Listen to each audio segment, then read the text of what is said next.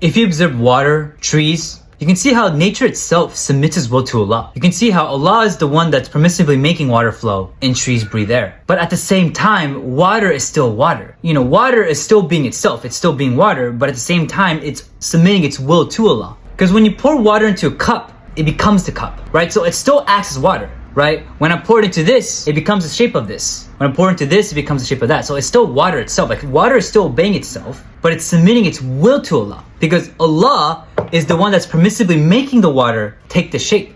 When I pour the water here, Allah is making the shape of the water like this. Allah is making everything happen. So you can see how nature itself bends its will and submits its will to the will of Allah. So everything in the universe submits its will to Allah. Even nature does it. You can just see how everything in nature just submits its will to Allah. But at the same time, it's being itself at the same time. It's such a beautiful experience.